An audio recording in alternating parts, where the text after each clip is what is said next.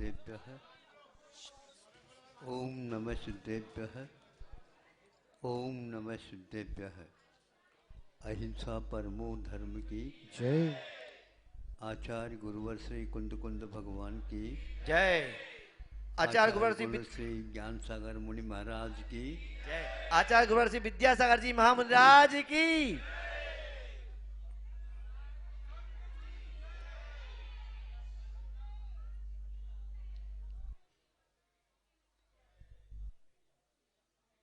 दूर दूर से लोग आ रहे हैं।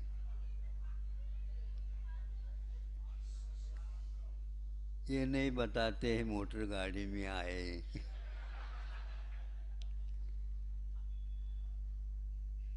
बहुत दिन के बाद आए।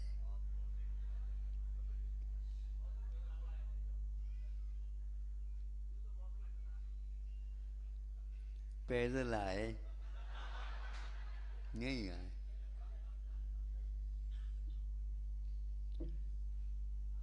महाराज हम तो आए तो हैं, लेकिन शरीर को ढोते हुए आए।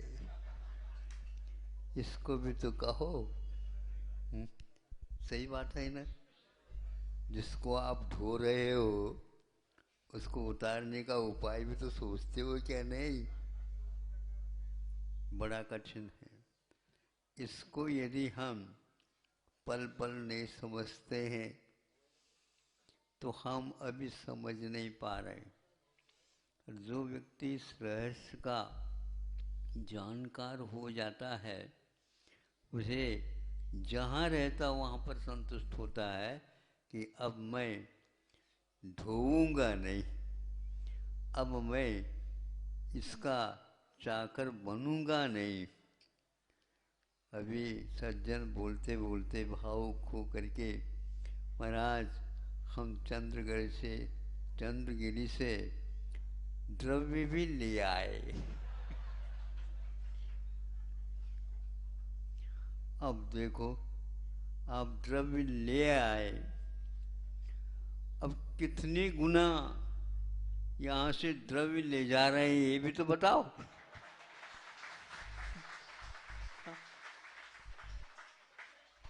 बोलो, बयान नहीं कर सकते। तो ये तो बात है। इसलिए हम यहाँ से आप लोगों को प्रभूत जिसको बोलते हैं, बहुत द्रव्य बांध बूंद करके आपके साथ भेज रहे हैं। हाँ? हम बदले में कुछ नहीं कहा, हम चाहते नहीं आपसे कुछ, यही चाहते हैं ये थोड़े द्रव्य ले आए और आराम से आराम द्रव्य बांध बूंद करके ले जाए और वह कभी नष्ट न हो, ऐसा द्रव्य प्राप्त कर ले। इस प्राप्ति के लिए अहम वंदे कहते हैं। तद्गुण लब्धये अहम वंदे। ये द्रव्य जो ले आए वह नश्वर है और उसके बदले में जो गुण ले जा रहे हैं या भाव ले रहे हैं उसके बारे में हम कोई भी कथन नहीं कर सकते। इसी में हित है और उसको बांधा नहीं जाता। वह सागरोपम काल नहीं, अनंत काल तक चली जाए तो भी उसका नाश नहीं होता। इसलिए द्रव्य तो चढ़ाओ और भाव उज्ज्वल बनाओ, यही एकमात्र सारभूत है। बढ़िया लोग पूंजी कम लगाते हैं और कहते हैं महाराज पूंजी है ही नहीं हमारे पास। तो लगाया जाता पूंजी और वो कम ही लगाया जाता है और वही तो बढ़िया होता है। कई गुना निकालता है तो उनमें से थोड़ी सी हिस्सा बाहर निकाल करके देता है और बता देता मैंने इतना निकाल दिया। सुनो, वहाँ सोना भले ही निकाला होगा, लेकिन रतन रतन जिसको बोलते हैं उनको गुदड़ी में बांध बूंद करके रखता रहता है। सोचो, विचार करो। जंगलों में रहते हैं गुरुदेव, किंतु वे कहीं किसी प्रकार के ताला नहीं लगाते और कोई भी ये नहीं रहता, खुले रहते हैं।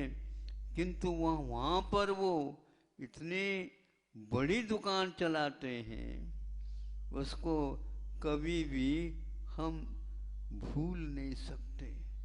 और वो लूटते ही रहते हैं दुनिया ये सारे सारे धन को। हाँ, चक्रवर्ती तक आ करके अपने आप को मुकुट चढ़ा देता है, अपने आप के द्रव्य को निछावर कर देता है। वो कहता है ये है ही क्या वस्तु, ये तो जड़ की वस्तु है। ये जड़ मतलब रूप रसगंधात्मक है। द्रव्य तो वह है आत्मा का चिद्रूप होता है, चिन्मय होता है, और वह उससे कभी भी पृथक नहीं किया जाता। आपके द्रव्य को, आपके भाव को कोई भी छीन नहीं सकता। नहीं समझे? ये डर हमेशा हमेशा रहता जो द्रव्य रखता है, इसको कोई ले जाएगा तो मैं क्या करूँगा। अरे अविनश्वर द्रव्य को कोई भी नहीं ले जा सकता। इसलिए नहीं ले जा सकता, ले जाने वाला भी, उसके पास भी तो द्रव्य है और अविनश्वर है। ये समझ में आ जाता है तो फिर आप संग्रह की बात ही नहीं कर सकते। कल भी कहा था, आज भी कहता हूँ, नए नए व्यक्ति आए, अमेरिका सबसे धनाढ़ राष्ट्र माना जाता, सबसे ज़्यादा वह तोल की अपेक्षा से सोना, बिस्किट जिसको बोलते हैं, अब वो बिस्किट तो बहुत पीछे रह गए, बड़े बड़े ईंटें बना करके रखा है। मुझे दिखा है एक व्यक्ति ने, महाराज ये विश्व का सबसे ज़्यादा संग्रह है, इसमें बड़ी बड़ी ईंटें सोने की हैं और इसको कोई ले जा नहीं सकता, क्योंकि इसमें कई व्यक्ति रक्षा के लिए लगे गए हैं, तो उनको सुनते ही सब लोग घबरा जाएंगे। ऐसी सेना रखी है। और वह आज सुन रहे हैं करोड़ों के आदमी इस रोग के निमित्त से ऐसा हो गया कि वह भोजन के लिए भी तरस रहे हैं और अमेरिका उसका प्रबंध नहीं कर पा रहा। 5-6 करोड़ से भी ज़्यादा जनता वहाँ पर इस भूख के कारण पीड़ित हो रही है। और जनता ने ये सोच लिया, अरे हमें इस समय अपने पास जो कुछ संग्रह है उसको बाहर निकाल करके उनके जीवन की रक्षा करना चाहिए, और सरकार का काम नहीं, ये तो जनता का काम है। लोकतंत्र की यही की मात्र विशेषता ये है।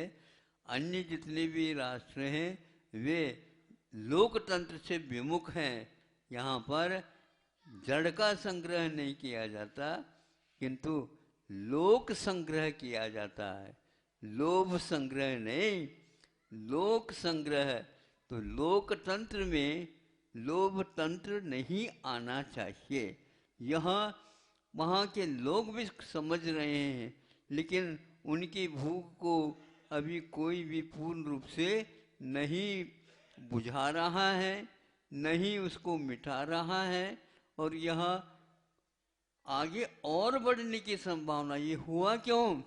उन्होंने कहा उसमें एक तरफ तो पूंजीपति जैसे हैं वह साहूकारी बढ़ती चली गई है, और एक तरफ तो गरीबी अपने आप ही बढ़ती चली जा रही है। जो दोनों मिलकर के यदि कर ले, दोनों ही साहूकारी के साथ रह सकते हैं। लेकिन साहूकारी का अर्थ धन नहीं होता, ये साहूकार है। ये साहूकार, साहूकार का अर्थ क्या होता है? नहीं, साहू का अर्थ साधु होता है, सज्जन पुरुष होता है। सज्जनता को ही एकमात्र अपने जीवन में रखता है धन के रूप में, वो साहूकार माना जाता है। महाराज मुझे आप साहूकार समझ करके दुर्जन को निकाल दीजिए। आपने रोक रखा दुर्जन को, हम क्या करें? मुंह को रखोगे दूर तो अपने आप ही दुनिया में आपकी ओर आ जाएंगे लोग। सुगंधी को बुलाने की कोई आवश्यकता नहीं, सुगंध तो फैलती ही चली जाती है, कभी सुगंधी लौट करके नहीं आती। सुन रहे हो क्या? हो सुगंधी कभी भी लौट करके नहीं आती, सुगंध तो आगे बढ़ती चली जाती है, बढ़ती चली जाती है, और कोई भी ऐसा स्थान नहीं रहता जहाँ पर महक वह महक नहीं रह पाती। इस प्रकार वह फैलता हुआ अपना कर्तव्य करता है। लोकतंत्र में आप लोग भी जी रहे हो, तो इस ओर देख करके वो कहते हैं सबसे बड़ा राष्ट्र भारत विश्व में है, विश्व में भारत सबसे बड़ा राष्ट्र है, और सबसे बड़ा धनाढ्य राष्ट्र है अमेरिका। लेकिन वह आज कह रहा है इस रोग के निवारण हेतु या शांति के लिए सबसे सस्ती दवाई भारत ने बनाई है। अमेरिका ने 3000 के लिए एक डोज, जिसको क्या बोलते हैं आप, विधि है, उसके अनुसार वह करता है। तो कहाँ 2800 या 3000 तक पहुंच जाती है उसकी कीमत, वहाँ पर केवल 210 रुपये में एक जो है डोज मिल जाती है। सबसे सस्ती दवाई भारत ने निकाली, इससे सब लोग बहुत प्रसन्न हैं। लेकिन ये ध्यान रखना, सब में कुछ संदेह हो सकता है, किंतु भारत ने जो निकाला है वह संदेह को निवारण करने वाला है। इसकी प्रतिशत गुणकारीपन भरा हुआ है इसमें, और वह शुद्ध शाकाहार का समर्थक है।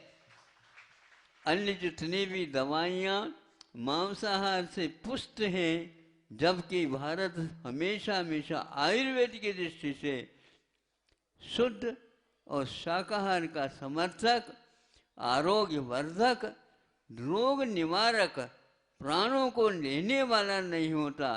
किंतु विदेशों में जो दवाई बन रही हैं वे एक साथ रोग को मिटाते हैं, 10 रोग और खड़े कर देते हैं। किंतु यहाँ पर मूलतः रोग को निकालने का औषध निर्माण किया जाता है। इसलिए वहाँ पर जो दवाइयाँ हैं वह एक्सपायर डेट वाली हैं, उनकी मृत्यु भी निश्चित है। लेकिन ध्यान रखो, यहाँ पर मृत्युंजयी औषध हुआ करता है, और ये कभी भी मरने वाली दवाई नहीं है, किंतु यहाँ मारक है, यानी रोग को मारने वाला यहाँ पर औषध का निर्माण किया जाता है। और इस प्रकार 2 दवाइयाँ यहाँ पर कोरोना के लिए भारत ने अथक परिश्रम करके कम खर्चे में गुणकारी औषध का निर्माण किया, और बहुत सारे लोग इसको खरीदने के तैयार हो गए हैं। इससे स्पष्ट होता है भारत पहले भी अहिंसा का उपासक था, आज भी है, और लोकतंत्र को सुरक्षित रखने के लिए विश्व को भी वह आरोग्यवर्धक और शाकाहार का समर्थक ऐसे औषध और आहार पान आदि निर्माण कर रहा है। इससे इस रोग के निवारण हेतु इन्होंने सस्ती 2 दवाइयाँ बना कर के वितरण कर रहा है, और वह कहता है कि आप इसमें निश्चिंत हो करके और निसंदिग्ध हो करके इसका सेवन करिए, और आगे के लिए भी हमारी सेवा स्वीकार करते जाइए, ऐसा कहा है।